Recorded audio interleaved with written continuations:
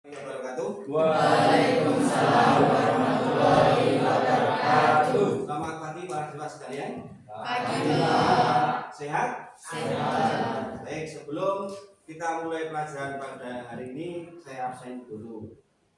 Kelas 10B.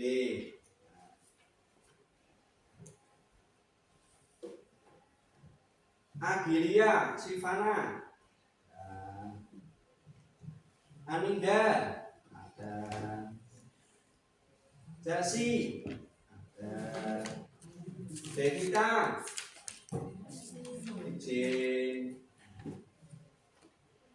Fauzan, ada Vicky, ada Nabil, ada Kristia, sakit, Yuan, ada Zahra. Oke. Baik, siswa sekalian, pada pagi hari ini kita akan membahas tentang salah satu agama yang berkembang di Indonesia, yaitu agama yang paling tua di negara Indonesia, yaitu agama Hindu dan Buddha. Itu agama yang paling tua, yang paling duluan masuk ke Nusantara. Nah, sebelum kita masuk ke substansi mengenai teori Hindu Buddha, coba Pak Agus mau tanya, kira-kira bagaimana agama Hindu Buddha itu sampai ke Indonesia? Dengan cara apa coba? Salah satu, dengan jalan apa? Perdagangan. Oke, baik, dengan jalan perdagangan. Jadi orang-orang India berdagang dengan orang Indonesia, sambil dagang, musafir itu kemudian mereka berdialog, komunikasi, menyebarkan ajaran Hindu Buddha. Nah, itu ya dengan cara berdagang. Ada lagi dengan cara selain berdagang dengan jalan apa? Berdagang, betul. Ada lagi? Nah, ada yang bisa? Nah, selain berdagang itu adalah dari kaum bangsawan yang masuk ke Indonesia. Mengapa bangsawan India sampai ke Indonesia? Sana terjadi perang, untuk cari aman, lari ke Indonesia. Di Indonesia menetap, kemudian mereka menyebarkan ajaran Hindu Buddha. Kemudian yang kedua, pertanyaan Pak Agus, bagaimana perkembangan agama Hindu Buddha Indonesia di Indonesia pada saat ini? Apakah bisa berkembang pesat? Apakah banyak umatnya? Apakah berpengaruh terhadap orang-orang budaya kita? Ada pengaruhnya aja? Ada pengaruhnya banyak, dirasakan oleh masyarakat Indonesia, terutama masyarakat yang di Pulau Dewata, itu Pulau Bali. Karena Pulau Bali adalah pulau yang mayoritas penduduknya adalah beragama Hindu. Otomatis budaya Hindu itu akan berpengaruh terhadap perilaku masyarakat Bali. Walaupun di daerah kita juga ada, cuma minoritas. Di Jawa ada agama Hindu, ada agama Buddha, cuma mereka minoritas, jadi nggak begitu pengaruh terhadap tradisi masyarakat di Jawa misalnya begitu. Buddha di Magelang juga sama, punya umat. Ya, Waisaan, mereka berkumpul situ, kemudian mengadakan upacara. Nah, oke. Setelah kalian mengetahui tentang sepintas mengenai bagaimana Hindu Buddha masuk ke Nusantara, bagaimana pengaruh Hindu Buddha ke Nusantara, maka Pak Agus akan menayangkan sebuah video yang menjadi nanti akan kalian lihat.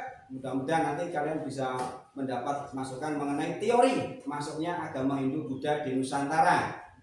Jadi ada berbagai teori, nanti silahkan diperhatikan. Oke, saya terangkan dulu.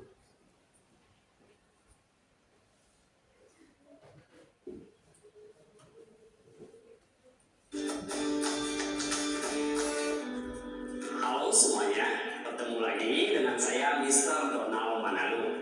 Pada video kali ini, kita akan masuki pelajaran yang baru membahas tentang teori-teori tentang masuknya agama Buddha ke negara kita. Seperti yang kita ketahui, ada dua teori tentang masuknya Buddha ke Indonesia. Yang pertama itu ada yang namanya teori kolonisasi atau dengan cara-cara penaklukan. Yang pertama itu adalah hipotesis Waisya, dan yang kedua itu adalah hipotesis kesatria, dan yang ketiga adalah hipotesis Sudra. Sedangkan nanti yang kedua itu ada yang namanya teori non kolonisasi, artinya adalah tanpa penaklukan, di mana nanti ada hipotesis Brahmana, dan yang kedua itu nanti ada hipotesis gabungan atau teori arus balik. Untuk mengetahui lebih lanjut tentang masuknya agama Hindu Buddha ke negara kita, kita akan bahas pada pembahasan materi berikut ini. Teori masuknya agama dan budaya Hindu Buddha ke Indonesia. Teori masuknya agama Hindu Buddha ke Indonesia itu ada dua. Yang pertama adalah teori kolonisasi dan teori non kolonisasi. Seperti yang kita ketahui, agama yang pertama nanti masuk ke negara kita adalah Hindu dan Buddha. Untuk mengetahui apa itu teori kolonisasi dan teori non kolonisasi, kita perhatikan di mana teori kolonisasi itu adalah teori yang menjelaskan bahwa proses masuknya agama Buddha atau Hindu menekankan peran aktif dari orang-orang India, sedangkan orang Indonesia di sini digambarkan sangat pasif, hanya sebagai penerima ajaran kebudayaan dan agama. Berbanding terbalik dengan teori non kolonisasi, yaitu di mana teori ini menyatakan bahwa ternyata orang Indonesia yang bersikap aktif, di mana orang Indonesia itu berangkat ke India untuk mempelajari ilmu agama, dan nantinya setelah mereka selesai mempelajari ilmu agama, mereka kembali nanti ke Indonesia dan menyebarkan agama tersebut kepada masyarakat Indonesia. Untuk para tokoh-tokoh atau pelajar yang datang dari kerajaan Hidayah. Dengan demikian, setelah para tokoh atau pelajar itu menuntut ilmu di sana, mereka nanti yang akan kembali ke Indonesia, dan mereka inilah yang menyebarkan agama Hindu Buddha di Indonesia. Itu adalah teori yang disampaikan oleh R.T. Kapos.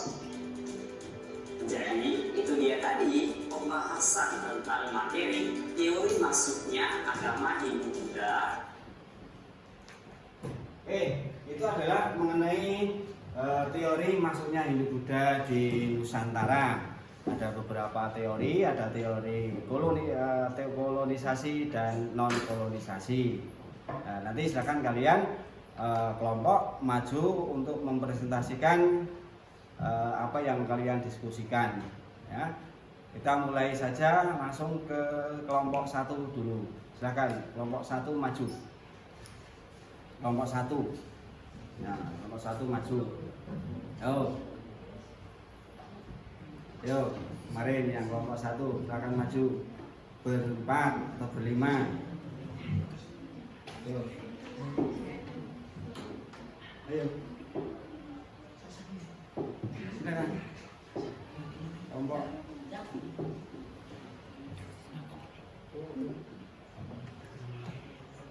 Ya. Gak apa-apa, maju dulu. Nah, maju dulu.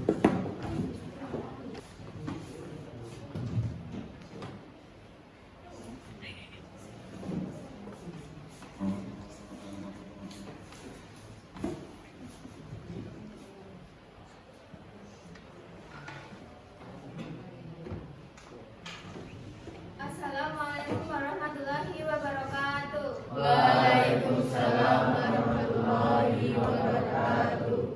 Kami dari kelompok 2 ingin mempresentasikan tentang masuknya dan berkembangnya agama Hindu Buddha di Nusantara. Pengertian: Indonesia adalah negara yang amat keberagaman budaya dan agama. Salah satu faktor yang mempengaruhi keanekaragaman tersebut adalah masuknya pengaruh Hindu Buddha ke Indonesia sejak awal Masehi. Agama Hindu dan Buddha merupakan agama yang berkembang di India dan kemudian menyebar ke berbagai negara, termasuk Indonesia. Masuknya agama Hindu dan Buddha di Indonesia membawa perubahan besar dalam kehidupan masyarakat, seperti berakhirnya zaman prasejarah, munculnya kerajaan-kerajaan besar, dan terjadinya akulturasi budaya. Teori-teori masuknya Hindu Buddha ke Indonesia. Pada ahli sejarah memiliki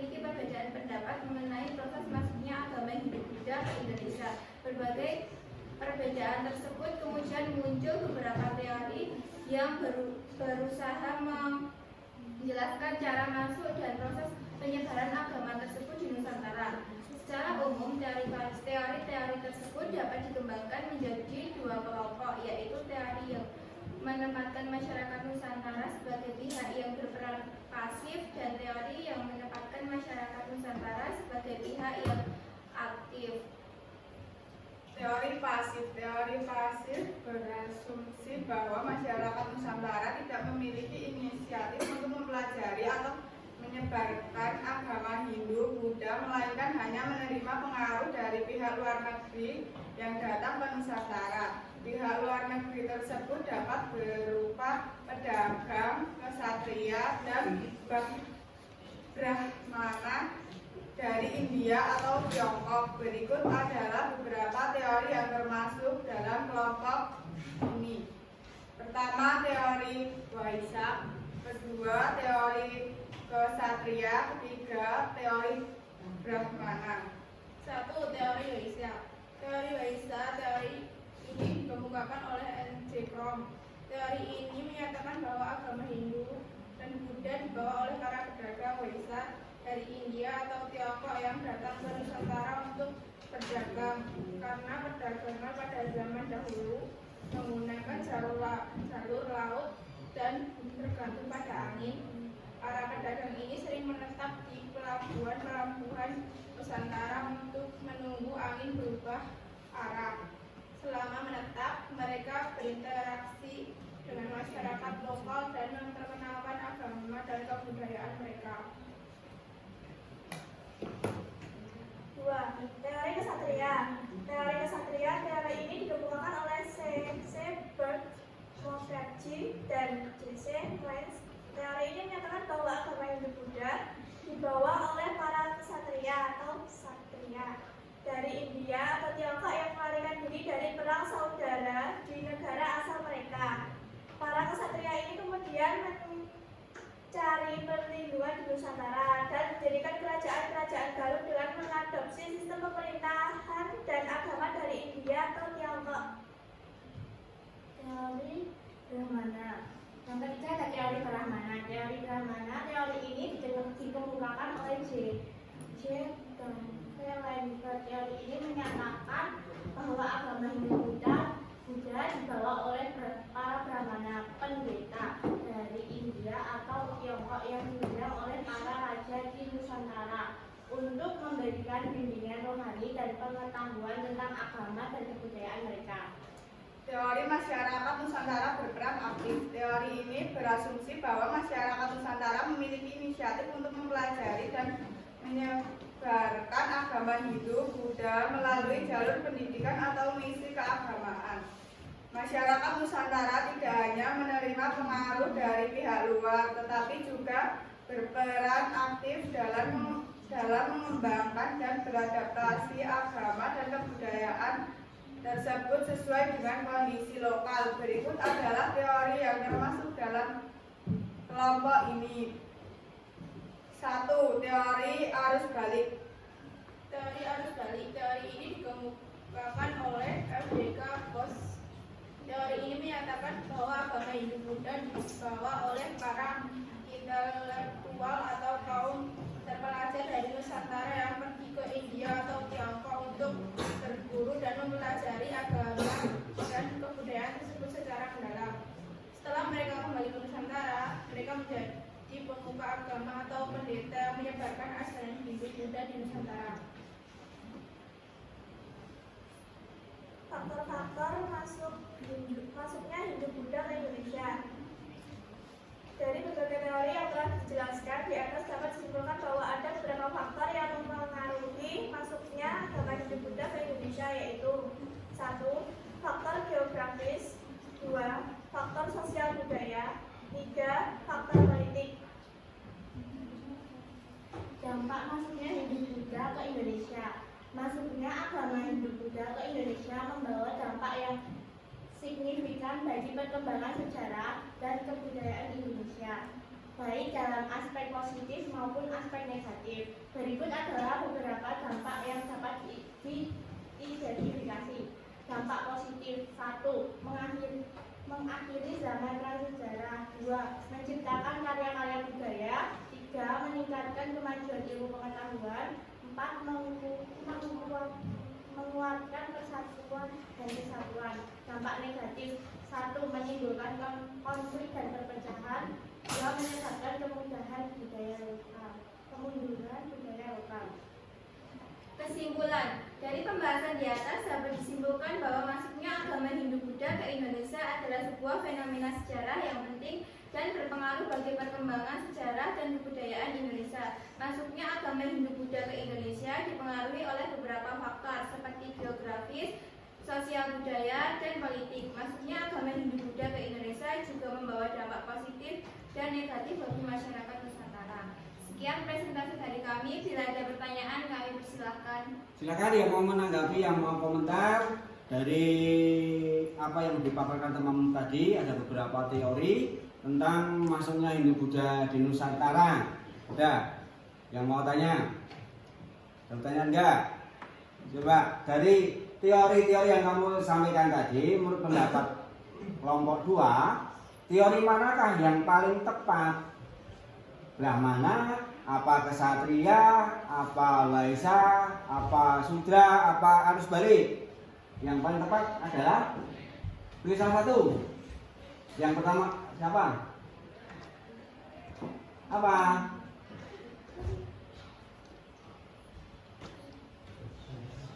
Kasta? Siapa teori? Waisa. Nah, baik. Menurut pendapat atau kesimpulan dari kelompok 2, yang paling tepat adalah teori Waisa.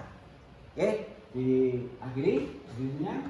Sekian presentasi dari kami. Bila ada kesalahan mohon dimaafkan. Wassalamualaikum warahmatullahi wabarakatuh. Waalaikumsalam warahmatullahi wabarakatuh.